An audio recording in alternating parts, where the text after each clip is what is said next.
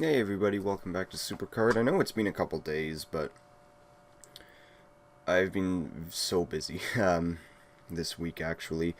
Uh, this previous Wednesday, I'd been up since, I don't know, 10 o'clock in the morning. I got a phone call at 8:30 at night asking me, do I want to go into work for the overnight, so that's 11 to 7. So I say, you know what, I'm awake, I need some money, I'll do it. So, go to work the 11 to 7, get home at 7:30 in the morning, sleep for maybe 6 hours. You get a phone call, woken up, place is work, place I just left. Do I want to work the 4 to midnight that day? So, 8 hours, well, 9 hours after my shift, I gotta go back, only 6 hours sleep. So, I finished at midnight on Thursday. So I started Wednesday night, finished Thursday morning, back Thursday afternoon, all the way to Thursday at midnight. So I get home, I had to be back at work the very next day at 12 in the afternoon to 4 p.m. I had a couple hours off before I went to the other place I work at on Friday to work the overnight, 11 to 7, sleep when I come home. I had to do the 9 to 5 overnight last night, and then I can only sleep for a couple hours today because I had to be somewhere at like 1 o'clock in the afternoon. So it's that's why I haven't put any videos up. Road to Glory ended. We already got that card. So the team event starts tomorrow. It's Team Road to Glory making its return. We got Bray Wyatt is the Survivor card. We've already got a pro of it. It's interesting to see Brie is the legendary reward. I'm wondering what that means. If we're gonna have fusions soon, if they're just giving out legendary divas like that. So this John Cena I got here, that was from the King of the Ring you saw me in. So I'm working on making that into a pro, just on the matches played here. 109 stamina, damn. Kalisto, how many matches do I have played in total? Oh wow, I still don't even have 10 for speed. Man, that stamina is crap. 91. But he's going to make a good tag team partner with Cena because, Kalisto is the toughness speed and Cena is the power and charisma.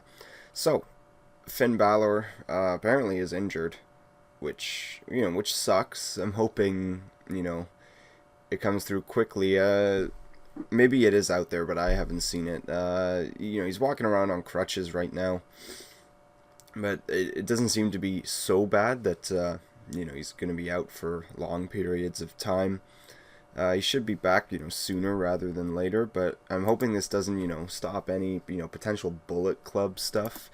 Let's get him up onto the main roster because, he deserves to be up there. I'm liking what they're doing with AJ Styles right now, actually. Well, kind of like what they're doing with him. That, they're constantly having people, build him up. That, he's a fighter, he's a pit bull and everything like that. But they're not letting AJ talk. And if maybe they are on SmackDown. I don't watch SmackDown. I can't even remember. I honestly can't remember the last time I sat down and watched a SmackDown episode all the way through. Maybe the one where Edge retired. That was probably the last time I watched SmackDown. And even before that, I hadn't watched SmackDown in a while. But Edge was the only thing that got me watching SmackDown. Edge, my favorite wrestler. Toronto represent, running through the 6, all that stuff. I got into the same thing with TNA. The fact that it's taped. I already know everything that's going to happen. I don't really want to watch it. It's different, if I rewatch a movie. Yes, I already know everything that's going to happen, but it's a good movie. With SmackDown, it's just such a throwaway, which is a shame. When we had the 2 world titles, or even the brand split, SmackDown, when they had Paul Heyman writing the show, it was great. It was so great, they fired Paul Heyman. Which, I don't know, it doesn't make any sense to me. I think Paul, like, they were mad that it was beating Raw, or it was more well received than Raw, or something stupid like that. But yeah, I wish they could go back to that, because, you know, I'm not gonna watch SmackDown when I already know everything's going to happen. Like, if I read spoilers and something cool happens, like a title change or something, not like a Del Rio Kalisto title change the very next night, like a world title, I'll probably watch it. That's about it.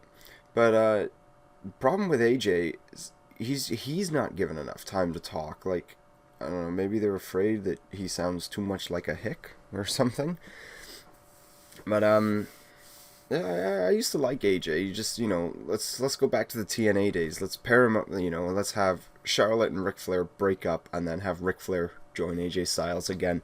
It'll just be like Fortune all over again, and then Hulk Hogan come back, and they'll do Hulk Hogan's Immortals, and then Eric Bischoff will show up. Oh, and the NWO. It's perfect storytelling. But they've got to give AJ a chance. Maybe even just show some of his home life stuff. Like, I remember one of the TNA angles where, like, they went to go find him at Gatorland or something. It was fantastic. But with the exception of that promo stuff, it does seem like they're pushing AJ in the correct way. They had him have a victory over Chris Jericho, and like they hyped it up as well, like saying a 6-time world heavyweight champion. I thought they would have 9-time Intercontinental champion, something ridiculous like that. I know nobody's held the Intercontinental title more than Jericho, but you would have thought if that Miz and Wade Barrett rivalry went on, they'd both be at like 20 reigns. Not combined, like each, if they kept that going. And, they've got a match on SmackDown this week. Maybe I'll watch the highlights of it. Because the other thing with SmackDown, man, you can tell when they pipe in chants in the crowd. Like, if you just watch that, when you hear some of the reactions, and you're thinking, there's no way they normally get that reaction. Just look at the crowd, they're not doing anything. The camera will probably cut to someone, like with primetime players, they would cut to one section of the crowd where there's one person doing the millions of dollars dance, and they're like, oh, the fans love it, Maggle. And when really it's like, I don't know, maybe 0.5% of the entire, what would you call it? Stadium or arena, I don't know, stadium's a bit big. But with all these injuries, like, it makes you think WrestleMania's in trouble. Like, Cena's out, Rollins is out. People are just going to absolutely shit all over this Roman Reigns Triple H main event, because this is where the smart fans go. Like, there's no clue or no hint to what Dean Ambrose is going to be doing, which is a shame, actually. Like, I'm just trying to think, what could they have him do unless they just put the Intercontinental title out there in another, I don't know, what was it last year, an 8-man ladder match? It was a great ladder match. I love ladder matches. They should just do that again if they want to, but don't do the part where everyone starts stealing the belt again. That was too much. The best that came out of it was, if you watch Botchamania, someone made an ending from the Pink Panther, where the dinosaurs and everyone keeps stealing the bone from each other, but they put the Intercontinental title and their faces on all the different creatures. That's really the only good thing that came out of it. And then, of course, the worst thing that came out of it was Daniel Bryan got injured, and we had to deal with Ryback as a champion doing an Elvis impersonation, which I hope he never does again. Because right now he's practicing on his Goldberg impersonation. He's gotten rid of the Rob Van Dam spray painted jumpsuit or whatever.